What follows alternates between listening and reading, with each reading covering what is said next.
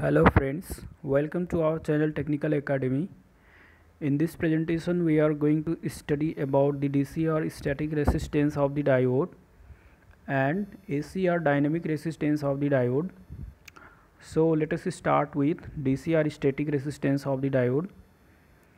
So the application of a DC voltage to a circuit containing a semiconductor diode will result in an operating point on the characteristic curve that will not change with time. So what does it mean? If we apply the DC signal, to a circuit that is containing the semiconductor diode, then the characteristic of the diode will not change with respect to time. It means there will be no change in the diode characteristic if we have applied diode DC voltage, so that the resistance of the diode at the operating point can be found simply by finding the corresponding levels of the VD. Here VD means applied voltage and ID means the diode current. So if we apply, you can see here, this is our figure number 1.23. This is our voltage, applied voltage, and this is the current. So if we simply apply the Ohm's law, then we can directly find out the diode resistance in case of the DC. So this equation is very simple. You can see there is nothing to worry about it. We have directly applied Ohm's law and we calculated the diode resistance in case of the DC resistance. So let us see the AC resistance of the diode. AC resistance of the diode or the DC or dynamic resistance. So it is obvious from the equation of the DC resistance that the DC resistance of the diode is independent of the time. So we have seen in the equation of the diode resistance in case of the DC that DC resistance is independent of the time. So if we apply the sinusoidal signal, then what is going to happen here? We will see in this case. If a sinusoidal rather than the DC input is applied, the situation will completely change. The varying input will move the instantaneous operating point up and down a region of the characteristic, and thus defines a specific change in the current and voltage as shown in the given figure 1.25. So here in the given figure 1.25, it is given that here we have applied AC signal. So this is our change in the current delta ID, and from the figure you can see here, this is our operating point for the DC, and we have drawn tangent. So we found this is the change in the voltage DC signal, that means that we have applied. So if the DC signal is applied, the point of operation would be Q point appearing on the given figure 1.25, determined by the DC levels, and the designation of the Q point is derived from the word quiescent, which means still or unvarying. So this is our Q point. This Q point is the operating point of the DC, and our voltage, our signal is swinging up and down. You can see here, this is up and down. It is swinging between the Q point. It means it is moving up, down, up, down. So a straight line tangent is drawn at the Q point as shown in the given figure 1.26. that will define particularly the change in the current and the voltage that can be used to determine the AC or the dynamic resistance. So we have drawn a straight line tangent to the Q point. You can see this thing in the given figure 1.26. So this is our figure number 1.26. You can see here, this is our Q point, operating point of the DC, and we have drawn a straight line tangent. This is our straight line tangent we have drawn, and we found change in the current ID. This is our change in the current ID, which is equals to delta ID, and this is our change in the voltage, which is equals to delta Vd. So this will help in deriving the equation of the AC resistance. So friends, now we are going to derive the AC or dynamic resistance. So this is our small derivation for the AC resistance of the diode. So from the figure, from the diagram 1.25 and 1.26, the AC resistance Rd can be written in the equation form as given. Rd is equals to change in voltage Vd upon the change in the current Id. So from the given figure, you can see this is our figure, and this is our change in voltage, this is our change in current. So this can be written as diode resistance, which is equals to delta Vd upon delta Id. So this is our equation number 1.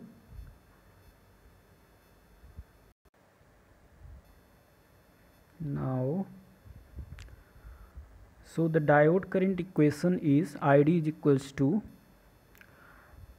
Is into e to the power Vd upon neta into Vt minus 1. So this is our diode current equation, which we have derived in the previous lectures. So the derivative of the function at a point is equal to the slope of the tangent line drawn at that point. So due to this, we are differentiating the equation number 2, that is diode current equation, with respect to Vd, with respect to the applied signal, applied AC voltage. So we will get dId upon dVd is equals to Is. This is our Is, we have taken out because this is constant in this case. So this term, if we will differentiate reverse saturation current with respect to the applied voltage, that will be equals to 0, and this term will remain. So here this is one formula for differentiation of the exponential function, that is equals to d e to the power ax upon dx. So if a will be any constant value, that will come here, and that will be product of a into e to the power ax. So we have applied this concept here,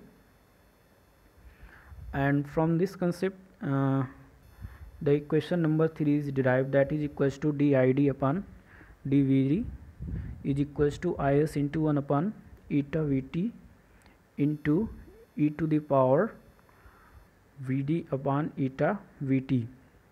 So this is our equation number 3. So from equation number 2, this is our equation number 2. Here if we will multiply Is, then Is will come here in place of 1.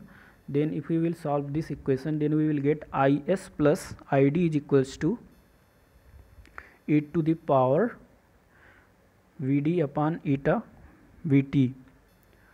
So the same thing we have used here, and Is plus Id is equals to Is e to the power Vd upon neta Vt. So we have used this equation. Then the equation 3 will be reduced to dId upon dVd is equals to Is plus Id upon eta Vt. So if we will now, from here you can see this is our diode current. Diode current will be very much higher than the reverse saturation current. So we have neglected the reverse saturation current, and we have taken Is is equals to 0. So this is our equation number 4. And now changing the result in the form of the R is equals to V upon I. So we know that resistance is equals to voltage upon the current. So we have changed the previous equation number 4. It means we have changed numerator to denominator, and then we will obtain this equation dVd upon dId, which is equals to eta Vt upon Id. So this is the equation number 5, and from equation number 1 we have seen RD is equals to, in equation number 1 RD is equals to dVd upon dId. So we have changed this equals to RD, which means RD is equals to eta into Vt upon Id. So this is our AC resistance equation. And at room temperature 300 Kelvin, we have seen that Vt, thermal voltage, is equals to 26 millivolt, and eta is equals to 1, that is for germanium case. So if we will substitute this value in equation number in this equation, then we will get RD is equals to 26 millivolt upon Id. This is our equation number 6. Now equation number 6 is only valid for vertical rise of the current Id. So this equation number 6 is only valid for that case if the current is rising in the vertical. But if the current is very small, suppose that the diode current is very small, then we will take eta is equals to 2, that is for silicon. So this equation will change, and RD will equals to 52 millivolt upon Id. So this is the equation for small current of the diode. And now if the contact resistance RB is the included, then the equation number 6 becomes RD dash is equals to 26 millivolt upon Id plus RB. So here RB is the contact resistance, that is if we are connecting the semiconductor diode with other circuit, then there will be contact resistance between them, that is assumed here, that is added to the AC resistance of the diode. So this is our final equation. Means there are different cases. Now equation number 6 is for the if Id is of greater value. If Id is very small, then we will take this equation number 7, and if we will include the contact resistance, then we will use equation number 8. So friends, if you like this video, then you can subscribe my channel, and you can like my videos, and you can press the bell icon so that you can get the notification for the upcoming videos. Okay, thank you.